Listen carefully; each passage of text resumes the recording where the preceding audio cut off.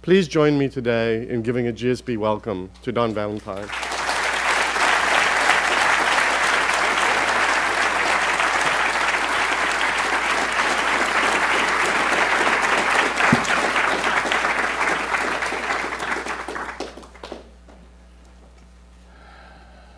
I didn't realize there were this many people who had no place to go at noon. I want to thank all the women in the room for Zappos.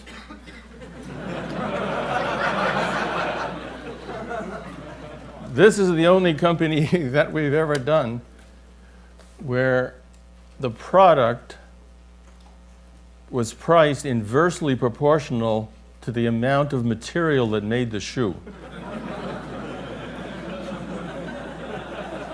So if you ever hear any lady you're interested in or involved with talk about shoe prices, the number of pairs of shoes they have, it is amazing.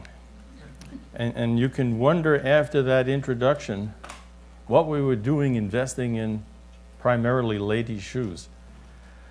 Fortunately, I say totally facetiously, fortunately, Amazon bought Zappos from us about 4 months ago. And I say they bought it because we were not selling it. And if you can believe it, we had a big argument at Sequoia whether we wanted to sell it for $1.3 billion. Once we established which currency we were talking about, the argument was short. You might ask or wonder who these people are. And you might recognize some of them. But there's one interesting distinction on this slide. As far as I can remember, very few of them went to the Stanford Business School.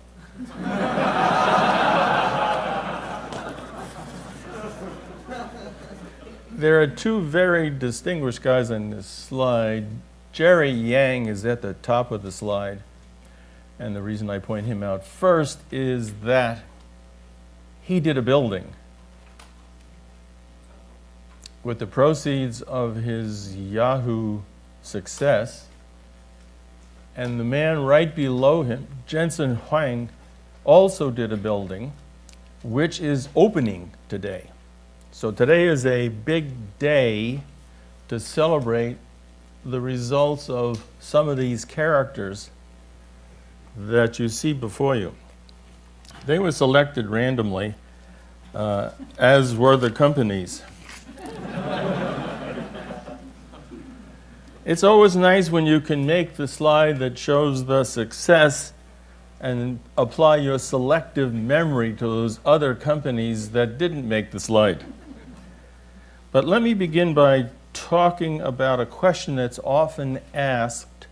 I do a lot of the interviewing and recruiting of people joining Sequoia. And one of the subjects I ask them about is, who's got the water? I ask them about is, why do you want to join Sequoia? Assuming you think we're successful, why do you think we're successful? What have you learned? And it turns out that many or most of the people in the venture business historically would answer that question by telling you they finance the best and brightest, the greatest managers and all that stuff. We do not, which maybe is why you don't recognize a lot of the people in the picture. We have always focused on the market. The size of the market, the dynamics of the market, the nature of the competition, because our objective always was to build big companies. If you don't attack a big market, it's highly unlikely you're ever going to build a big company. So we don't spend a lot of time wondering about where people went to school, how smart they are, and all the rest of that. We're interested in their idea about the market they're after, the magnitude of the problem they're solving, and what can happen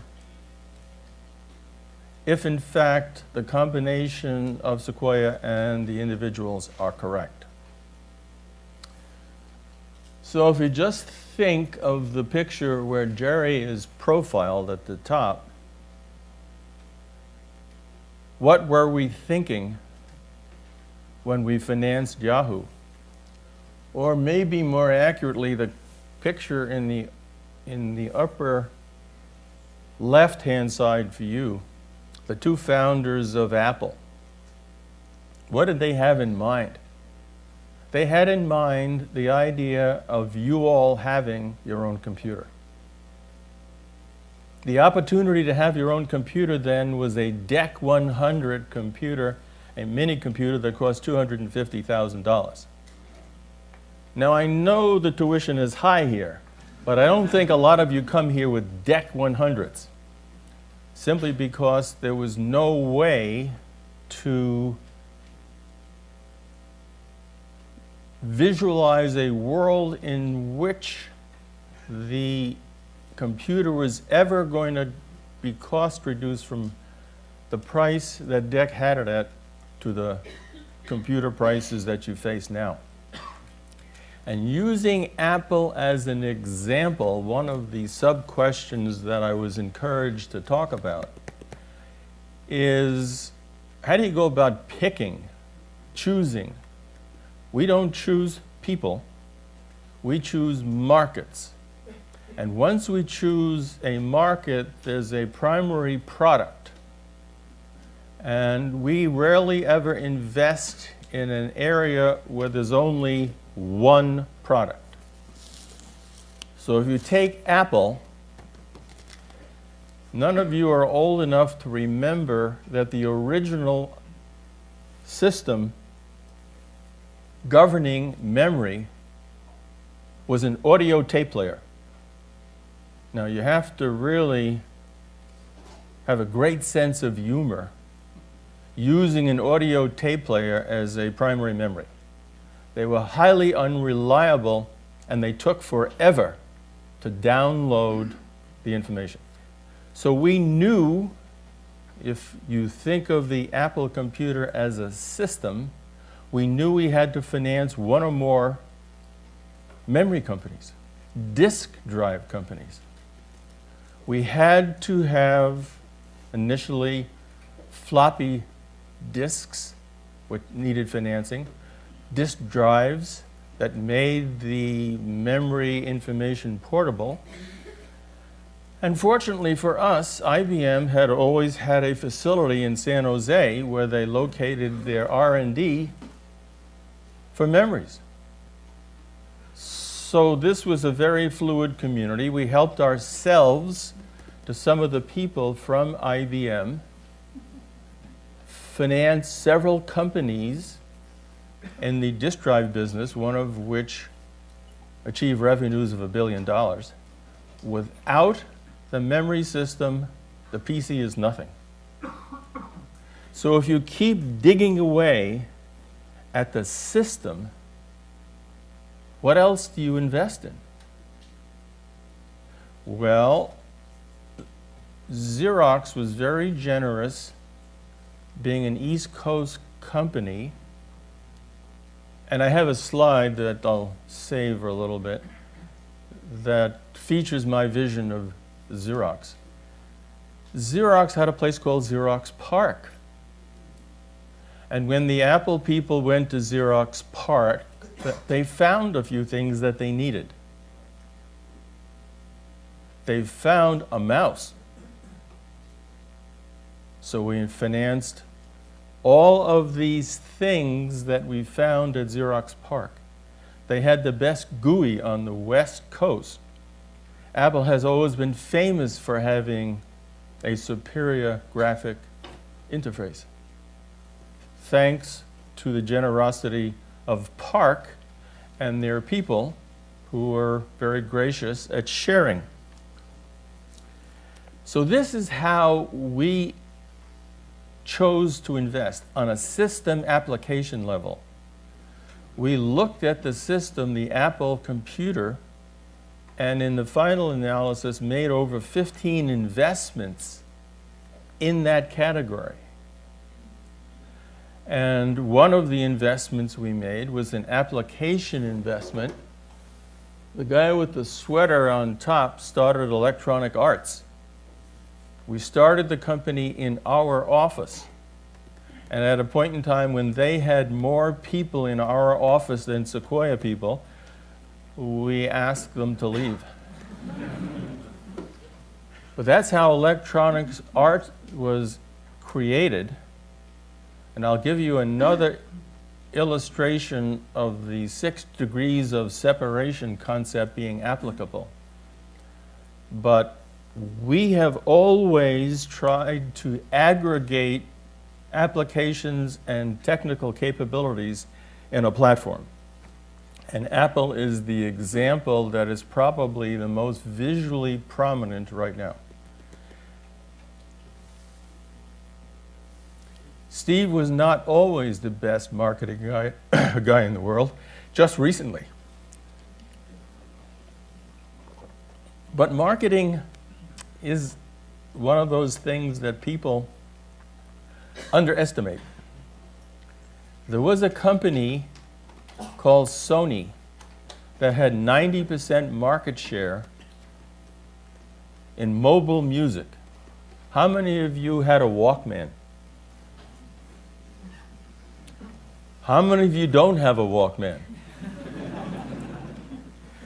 You have one of Apple's products, which, if you think about it, is a Walkman on steroids. Fidelity is better, the number of musical choices are better.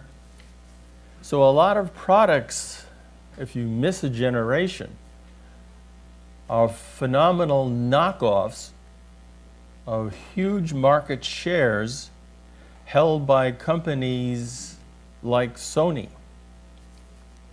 And I can't resist, wrong direction. This is my...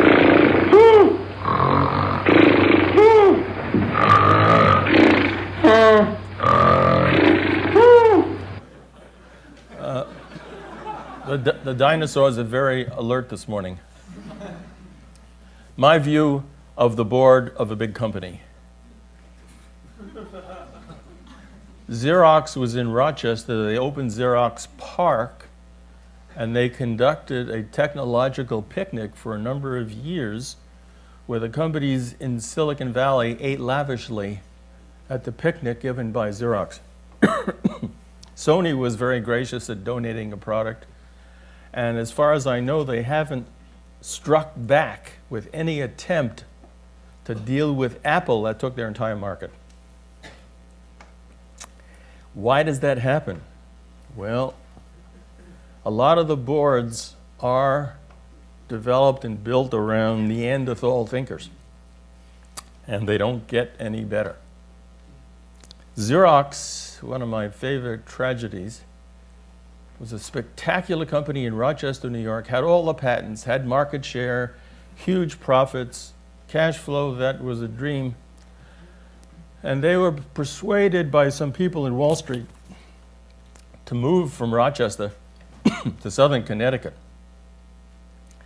and to change the nature of the company and become a service company. So they became an insurance company, they became a Wall Street brokerage kind of company, and they left all of the right people in Rochester where all the patents were and everything. And when that move was made to Connecticut, I have to believe that somewhere in Tokyo, Ricoh and Samsung and everybody else who were planning on taking their market share away applauded the fact that Xerox was abandoning their strength and going in a direction that made no sense. You have to select a board like that to do that. So we've established the fact that in our case, the market is everything. And to us, we have gone into business with some people who had absolutely no business credentials. And we organized the companies in ways so that the people who are going to run them, who are often younger than you are, could run them based on the limited experience they had. So we taught them outsourcing. We tried to explain to them that making everything in-house might have worked for Sloan and the Ford family, but certainly not recently. We tried to teach them that you only had to do a couple of things well in our companies. You had to be very good at technology and engineering. And that normally took us about 6 people to start the company. The second functional skill we were always interested in establishing was marketing, so that we could tell what the dynamics of the market were. With our checkbook at Sequoia, we were not interested in creating markets. It's too expensive. We were interested in exploiting markets early, so that when we were with the right set of people, wait a minute, we didn't want that. These are the right people. Technologists, people who had a dream of some way to solve a problem. Most of them were not interested in becoming wealthy. That was an accident. They were interested in solving technology problems and creating new products. And many of them have done it brilliantly. And that is the sort of cornerstone history from our perspective about how and why we start companies, how we choose less the people and more the market, because people from our point of view are readily available, and this has been a hotbed of training grounds. So every time a company succeeds here, every time 1969 came around and Intel started, and a couple of years later they had all of their momentum started, you had a whole bunch of people, management and training. So we have been very generous at circulating people throughout the community. There are a couple of organizations that have been repositories of technology. SRI is one of the historic ones. I've already mentioned Xerox. There's one that you wouldn't ever have heard of called the Wagon Wheel. And what was the fourth one? IBM. These companies were incredibly critical to the formation of most of the great companies in Silicon Valley, because they made a component part of a system, which in our case, if you were investing in systems, in applications that solve big problems. Now, why did Cisco come out of the blocks screaming? Their IT department was where the product was developed, interestingly. And the problem was PCs had now populated the remote offices in big companies. And the information packets coming from the east to the west at light speed had a hard time finding the right mainframe. So you had a condition called broadcast storms. There were collisions of these packets all over the place. Cisco's solution was to design a product called a router, which merely identified something coming at light speed and directing it to the right end location. Initially, they did this from a private home in Atherton until the Atherton police found out. And they sold them to all of the other IT departments in all of the other universities with their first approach to customers. But here is an illustration of a product that was derivative of a number of our other experiences that led us to hear about the packet problem, the broadcast storm problem. So finding people who knew something about that was a matter of search. And we have always had a search function looking for the people that we want to populate our companies with. Unlike other people in the venture business, we don't wait for you to knock on our door. We knock on your door. We know, generally speaking, in a lot of respects, which kinds of companies, which kinds of products, and therefore which kinds of people. So the people to us become very important for their fundamental technical skills when applied to a particular problem that we're interested in solving. A different approach than many people in the venture business have followed. I don't suggest that it's the only approach, and I certainly don't want to leave you with the impression that it always works. We have some companies that are beyond the concept of hideous in failures. Hard to believe, I understand, but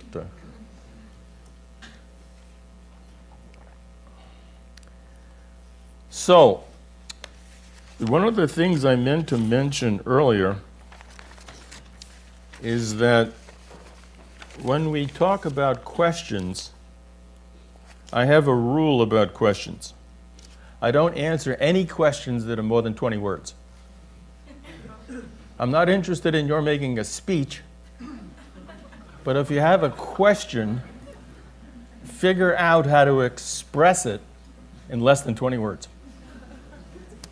Now, I'll tell you about a real experience, because one of the things that's true in my world, the art of storytelling is incredibly important. And many, and maybe even most, of the entrepreneurs who come to talk to us can't tell the story. So one day, there were 3 entrepreneurs, and by accident, there were 3 people from Sequoia. And this guy started at the atom and was ranting about how they were going to change the world with this product.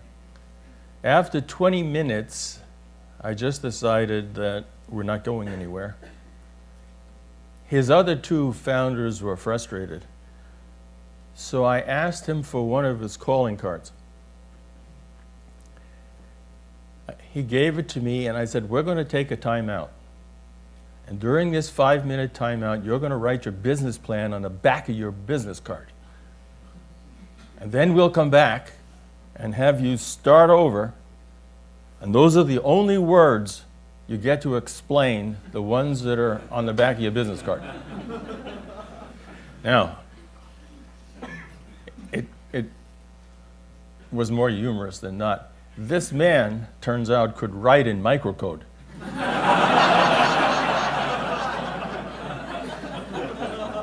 I thought I had done something clever to help him, so he must have had 500 words on the back of his calling card, and his calling card was the same size as everybody else's.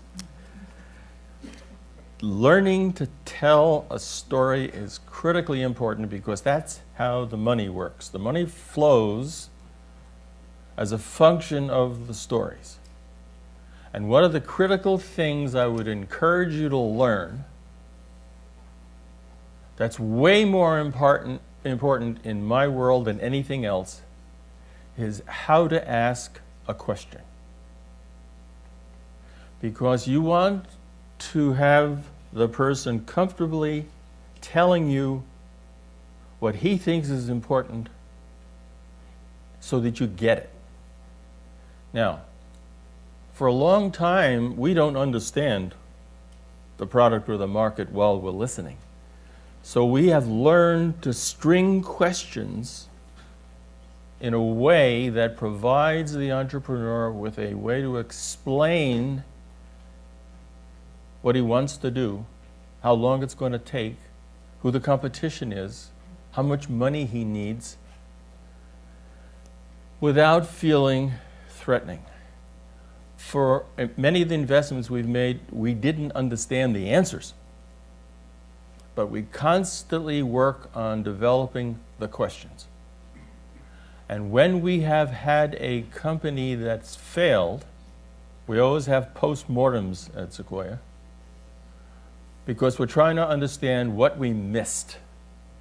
What question didn't we ask? What answer did we not understand? Because we're dealing with amateur storytellers, and it's important that they comfortably can tell you what's relevant. And despite our audience, which is made up of almost exclusively technology people and people who have been founders of companies, questions. Think about questions, which is why I have this 20-word maximum. I normally have 15, but I'm giving you a little latitude here. One of the questions that's often asked us is, where do the people who populate Sequoia come from? And the answer is pretty broadly, geographically here. We're less interested in their education than we are interested in what they did in their prior companies. So the man who joined us this week, I brought his resume just to highlight for you. His name is Alfred Lin. Alfred is not in the picture. An accident. We financed Alfred's first company, which was eventually acquired by Microsoft in, I believe, 1996. Small company, internet company. Before we really developed the momentum, IBM came and bought it. We were not trying to sell it. Alfred was the chief financial officer. Alfred's second company, which we financed in 2004, was Zappos. He was the chairman. He was the chief operating officer, and one of the people who admitted to knowing absolutely nothing about women's shoes. So we started a company which we sold to Amazon. The revenues when we sold the company were about $750 million a year. All the shoes were sold over the net. There were no bricks and mortar. There were two enormous inventory locations, one in Las Vegas and one in the name of the city I've forgotten, where Federal Express has all their airplanes. Someplace in Tennessee. Where is it? Why did we put the inventory in those places? Because we committed basically to 24-hour delivery. And that's where the planes were. And Alfred had figured out a few things about how to be in the retail business. It wasn't totally a sexist company. There were about 10 or 15% of the shoes sold were for men. How many of you here have ordered shoes on Yahoo? Excuse me, on... Did you know Yahoo sold shoes? Just testing.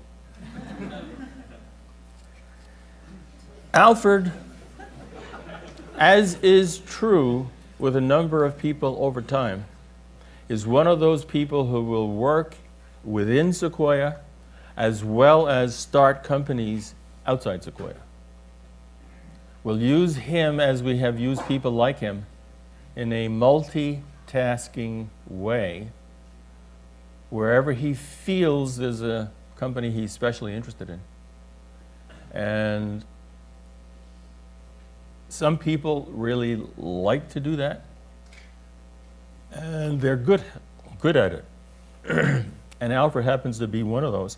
So right now, Alfred is at Sequoia, but we're all looking forward to what comes next. What company is Alfred going to take us to? Which business will he take us to?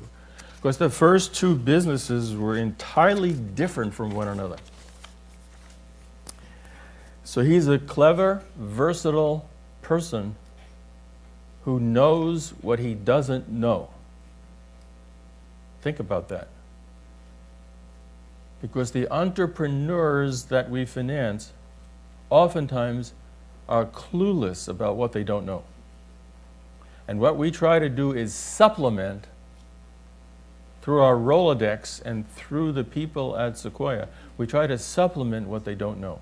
So we try to make the job of starting the company and the management of the company as easy as possible. We don't do functions in-house that we can outsource. So the last person we hire in the management team is the financial officer. Why do we need him?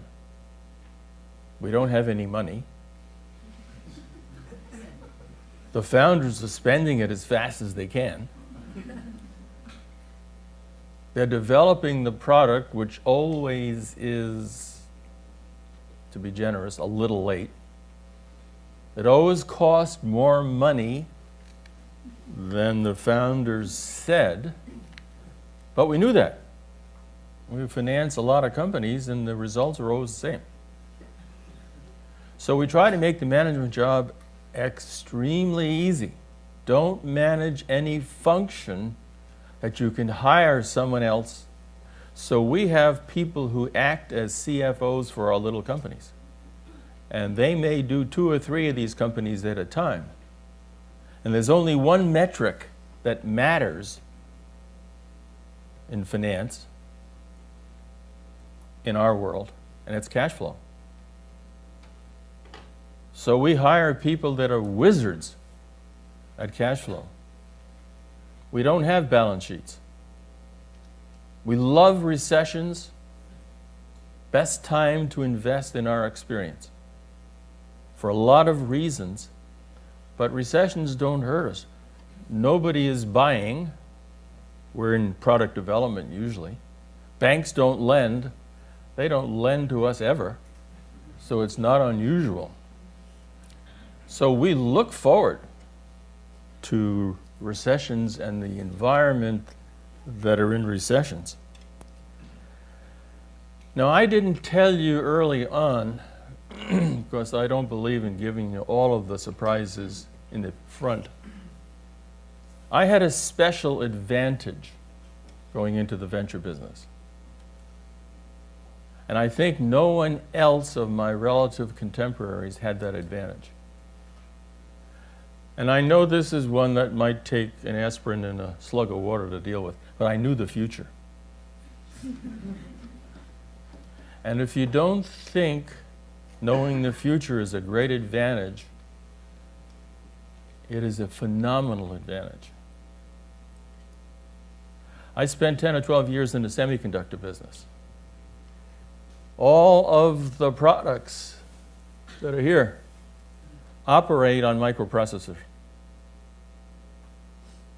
I came from the world where they invented the microprocessor. The guy I work for, Bob Noyce, name is on the patent for the microprocessor. And we spent huge amounts of time trying to figure out which applications we should attack in which order. So knowing the future made it easy for us to very early on invest in a company like Atari. We invested in Atari in the early 70s. Microprocessors were in production. Intel started in '69. They went into the game business, coin-operated games as well as home games. all microprocessor driven. Apple, almost every significant company we were involved with, we understood what it is they were going to use, where to get it, how much to pay for it. And it was relatively easy to aim the entrepreneurs at things that were silicon intensive, because that was the technological future. People have asked, why haven't we invested outside of Northern California? And the answer I always gave was, if we were in a plane flying east, we were leaving more opportunities on the ground in Mountain View than we would ever find in any eastern city. So I would ask you to think about any place in North America where venture capital has worked. Any place in Western Europe with 350 or 400 million people where it's worked. It basically has worked in Northern California, and my definition of work is, look at the monuments. Some of your biggest biotech companies were started here. And it wasn't called Silicon Valley for nothing. So this was an opinion that we held strongly, that we didn't have to go anywhere else. And I used to sort of tease our limited partners about why we didn't finance companies in choose a state. And I told them that I thought the reason would stretch their credibility, but that the Catholic Church was wrong. The world is flat. And once you go past Denver, you go off the edge into a technological oblivion.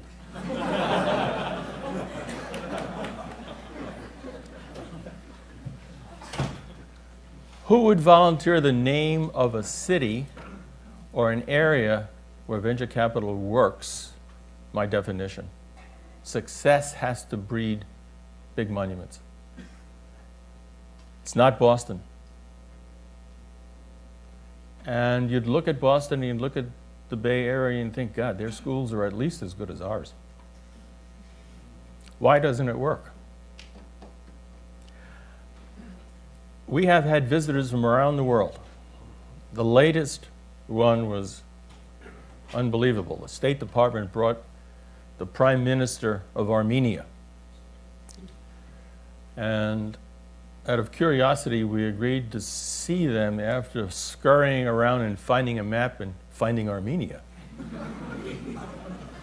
And it's unbelievably far east of the Mississippi.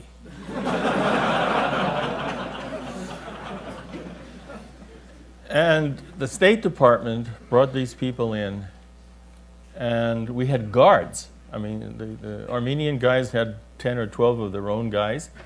The State Department brought in 7 or 8 others.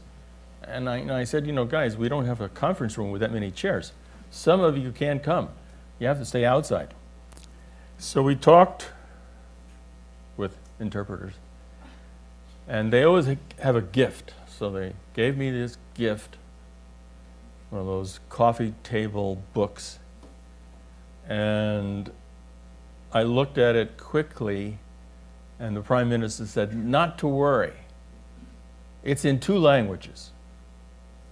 The second language was Russian. So I have this book in case any of you are doing research on Armenia. I have the book.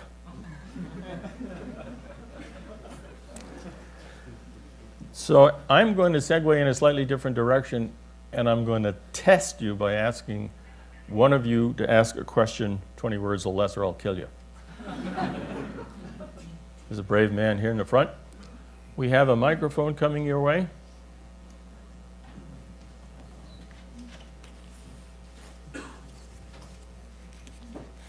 What did from your worst investment. 10 words. Is there anybody here from Armenia? I mean, I need an interpreter. I didn't get the question. What did you learn from your worst investment? What did I learn from our worst investment? We have invested in a lot of companies, and this is not a statistical business. So we've had a lot of failures. Failure is somewhat of a definition-dependent issue, but we learned that we have never made a bad investment where the technology didn't work. It didn't work when they said it was going to work. They spent more money doing it. But what didn't work was the dynamics of the market. We have developed some pretty spectacular things for which there were no buyers. Now, were there buyers eventually? Yeah. But the critical thing is getting a product developed where the timing of the product's availability and the market demand are simultaneous. Otherwise, you're spending lots of money on developing a market which you did not intend to spend money on. And invariably, we tend to shut those investments down. Now, to some of you that may sound harsh.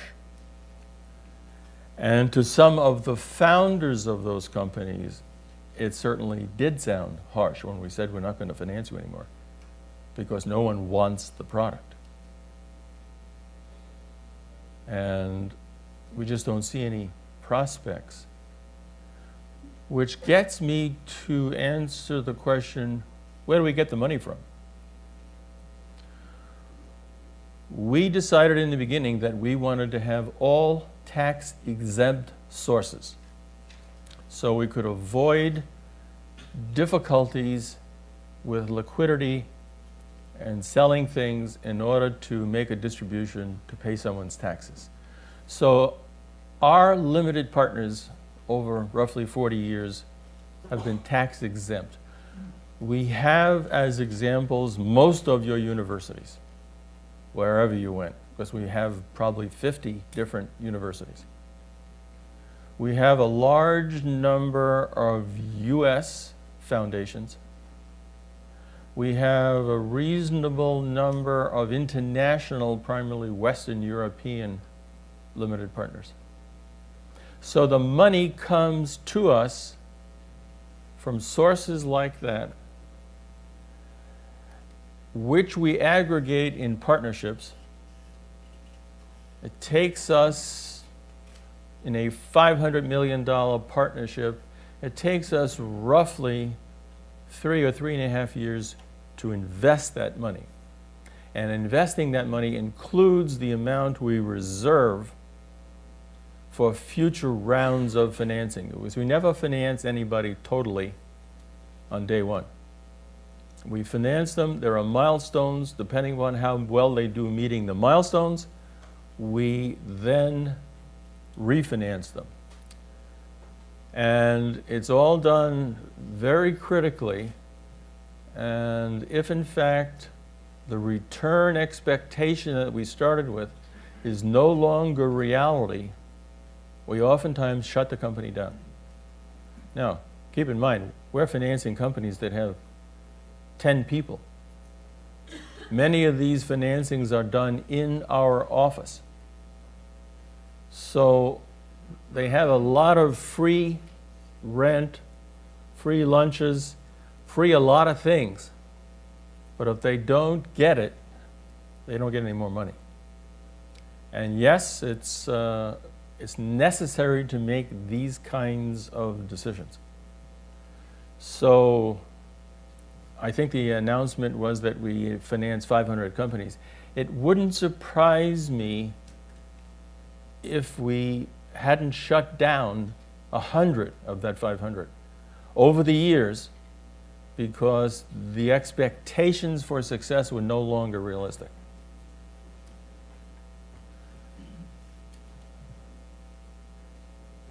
Are you just airing out your armpit, or you want to ask a question?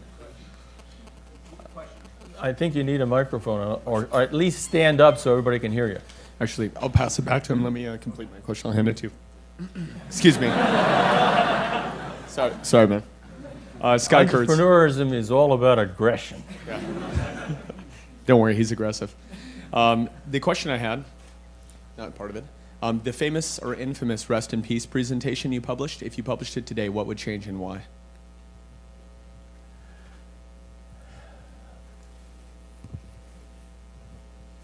I'm not sure many or most of you heard the question. Early on in this particular recession, a lot of our presidents were asking what to do about spending, what to do about hiring. So we decided to have a meeting, a very private meeting, in a local place that we never have meetings in, to talk about this openly and positively. We wrote a paper, and you have to understand with slides like mine, there's a lot of people at Sequoia with a ghoulish sense of humor. So the front page had a tombstone and it said R.I.P. Those of you who are not currently fluent in Latin. This was a secret. Only people invited there were management in our companies. No publicity. 2 days later, I saw the paper on CNBC. I'm wondering, if we were trying to get a paper on CNBC, we would never succeed. The answer to the question, what impact? Well, it had a lot of impact on our presidents and management because we were interactively discussing what the alternative ways to operate the different companies were in this kind of a recessionary environment. These are companies that don't have very much in the way of cash and not a lot in the way of borrowing ability. Well, this paper, apparently, people that I know on the East Coast called me and they said, "You've scared everybody to death." And I said, "I don't know how or why. We were just trying to scare 70 people to death." And you were not on the list. Amazing. The internet has a lot of great features, not all of which are positive. And there was an example of what we were doing very privately being publicized worldwide because we had limited partners in Europe contact us and wanted to have a conversation about what we were thinking. It wasn't fun. What's that new law? Unintended consequences? One of the most significant unintended consequences. We never have meetings like that with all of 70 presidents where the message is caution, keeping the powder dry, being thoughtful on expansionary kind of spending ideas. And we got more publicity than we ever imagined. So I wanted to tell another story because there must be people in the audience harboring an opinion or resentment because there's only one woman in the slide, which for us is pretty good. This woman was one of about 6 founders of Cisco. And these were the people in Atherton shipping homemade routers to their opposite numbers in the IT departments around the country. And this woman was one of the core members of management. She invented a concept called customer advocacy. In her opinion, the customers were not well cared for, as a generalization, and she was going to ensure that Cisco was not guilty of paying attention to the customers. Pretty heady stuff in a startup. Well, this lady also happened to be smart, but tough beyond all comparison. And forgiveness was not in her vocabulary. And when somebody in the management of this embryonic company didn't do it the way she wanted it, she shredded them publicly. And the president whom I had hired to run Cisco, who was the chief executive, and it was his right to make the decision, he wanted to terminate her. And I said, you know, it's your call, but I would encourage you to find a way to use this talent, because it's an unusual talent, and I think it's core to what will differentiate this company. So he agreed. They had a conversation. She took an oath of behavior. I wasn't there for that. And the next thing I knew, about a month later, there were 7 vice presidents of Cisco in my office. And their position was very simple. Either the 7 of us stay and Sandy leaves, or Sandy stays and the 7 of us leave. What's your preference? So I listened for a while, being one of the world's greatest listeners. I mean, if you're going to laugh, laugh, but don't murmur.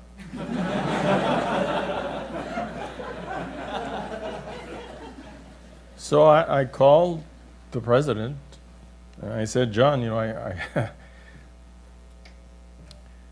have a war ready to be declared in my office here. What do you want to do? And he said, I can't make it work. Sandy's got to go. So Sandy was separated from the company. The company was monumentally successful. It went public. That is her partner in a number of respects. Both of them left a then public company with $170 million each, and she hasn't spoken to me in 15 years. I might be lucky, there's no telling what she would say. So decisions are sometimes made that you don't like to see made when a creative force in a company that's doing a lot more good than evil has to go. Because otherwise you have to build a whole new management team, including the president.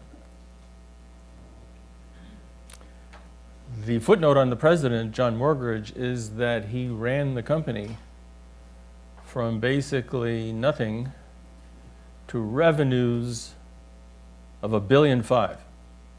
He left because that's all he wanted to do. He did an extra $500 million as a favor, but he wanted to leave the company at $1 billion in revenue and do something different. So John was the most like me president I ever hired. Now, what does that mean? He was the only president I ever hired who was cheaper than me. He would go to huge lengths to stage talks for the management of the company about spending. This was a company growing extremely rapidly, had gross margins of 68%, was monumentally cash flow positive. They currently generate in free cash on a $40 billion sales base. They generate $6 billion a year in excess cash. So John's lesson, the DNA he created, has done the company a lot of good. Where is this clock you mentioned to me? Ah, we're overtime. They said if I didn't provide you enough opportunity to ask questions, I wouldn't get lunch. And owing to the fact that I was late, going through the labyrinthian directions I had. Can we do any questions? We'll take one more question. We want to go with, you had the original question. Where is the microphone? Yeah, it's here. Ah, he has custody. It's a lot of responsibility. Which markets excite you today, and which market currently in vogue in the Valley gives you the greatest pause or concern? Answering the question backward, the question is about the markets that I like and the markets that I don't like. It probably started 3 or 4 years ago. There was a huge hue and cry about nano. Everybody wanted to do nano. So we were not thrilled about nano. We listened to a lot of people, a lot of presentations, and turns out, in our opinion, and bear in mind, we have a lot of semiconductor background, and the semiconductor business is a process business. It's chemistry. And nano is a process business. There was no applications that you could easily point your finger to and say, we can do a product in all of those areas and sell it to a lot of different people. One of the companies was going to attack the catalytic converter in your car, which uses a precious metal, and they were going to substitute a less precious metal and sell that to the car companies that were still in business. And we took a pass on nano. It may have been a mistake. It may be that all the great successes in nano are in front of us. But so far, I don't see any notches in anybody's rifle as a result of investing successfully in nano. Now, the positive side of the question is, what do we like? And we continue to like the exploitation of mobile. Steve has demonstrated a whole bunch of consumer-oriented applications. There are lots of other things to be done in the mobile space, in our opinion. But we don't focus on one category to the exclusion of other categories. We have teams of people that specialize in different areas of developing a knowledge base and market sizing information about where we should be spending time. And I've established for you that we tend to invest in an application system approach, which may be the reason why it didn't work in nano, but it's the reason perhaps why it does work in mobile.